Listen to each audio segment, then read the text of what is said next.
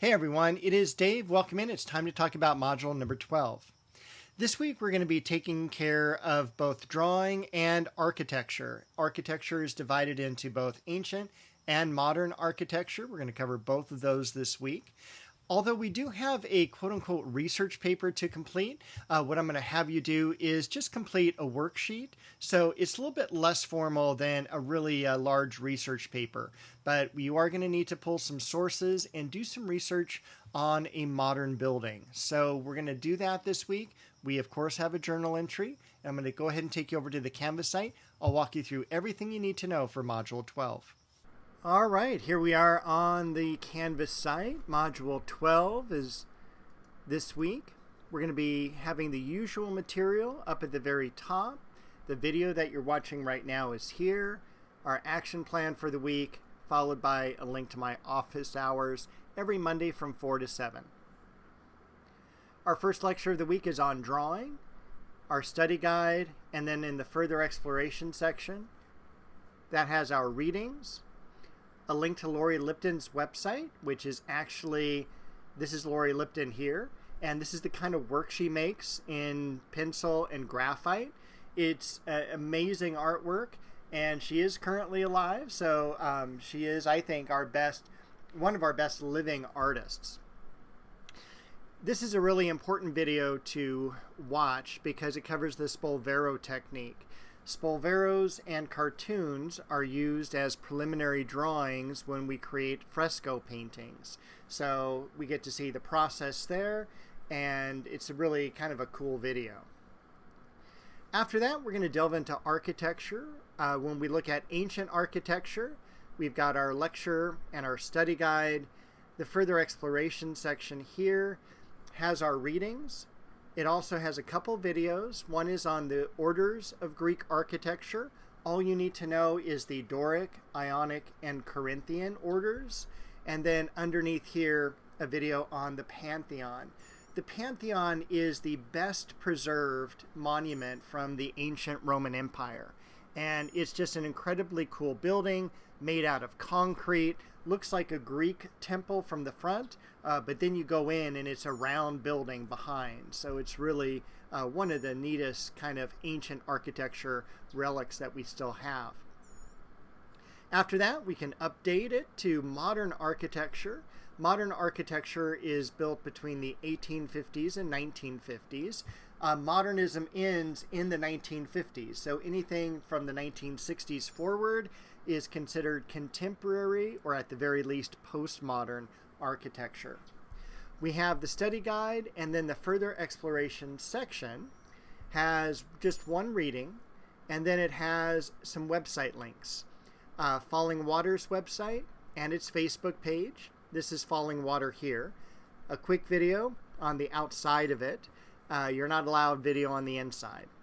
And then we're going to be talking about the case study houses during the lecture.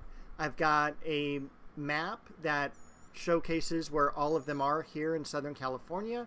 The most famous one is the Stahl House, and I'll spend a lot of time in the lecture talking about that. I'm going to jump down to the journal next, and the journal is very simple to complete.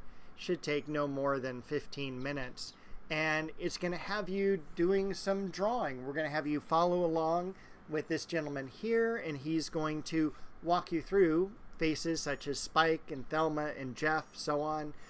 You're going to create 5 of them, and then the 6th one, you're going to create your own figure, whatever you want to create, but in the same style as you're being taught here in the video. The only other thing to do this week is a research paper. Now, everyone shudders at the term research paper, and quite honestly, I do too. But what I'm going to have you do is actually show your research by completing a worksheet on modern architecture. So I'm actually going to jump down to the worksheet here. And what you're going to do is you're going to choose a modern building to research. The building cannot be one that was shown in the lecture. So make sure you watch the lecture first. It can also not be one of the ones that are on the examples. So check those out too. Make sure your building is not in either of those areas.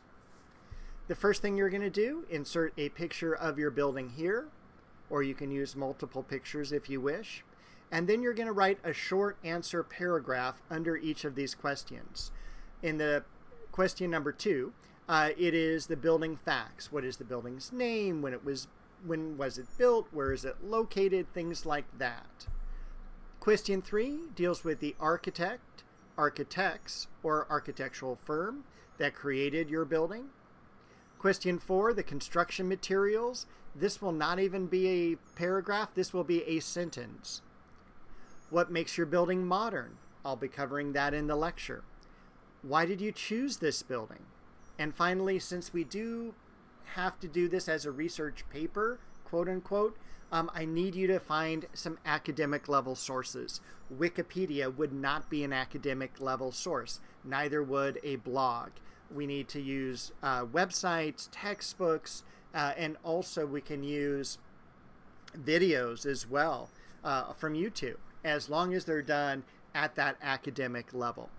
So how do we choose a building? The building has to be built between these years, 1850s and 1950s. That's the modern era. It has to be built using the skeleton and skin system, and it has to be built using modern materials such as glass, concrete, and steel. So once again, nothing from the lecture itself, but it is okay to use an architect. I talk about Frank Lloyd Wright a lot during the lecture. I show about 5 of his buildings. He completed another 995 buildings. He created a lot, designed a lot. You're more than welcome to use any of those other buildings as long as they were not in the lecture. And then down here, we've got the examples from past students. Keep in mind that I still need to have you do the writing requirement for a research paper. So I'm looking for a minimum, once you're all done typing, of about 25 to 30 lines for this project. So that's equivalent to roughly a little bit more than a 1-page essay. But this also helps you keep in mind, if you're only writing about 12 lines total for this project, you haven't done enough research. If you've written 50 lines, you've probably gone overboard a little bit. Also, do not use AI to create this. If you do, you will get a 0 on those portions. As far as the rubric goes, the choice of building, as long as you choose a modern building that was not in the lecture or examples, 5 points. The length of the paper, the spelling, the grammar, that's 5 points. The content, the most important thing, worth about half of the points of this project, 15. Source material, 5 points. Again, minimum of 3 sources. It is due by the 26th. However, you do have until May 3rd for your grace period. So that, my friends, should be everything for this week. I will be back shortly to tell you about Module 13.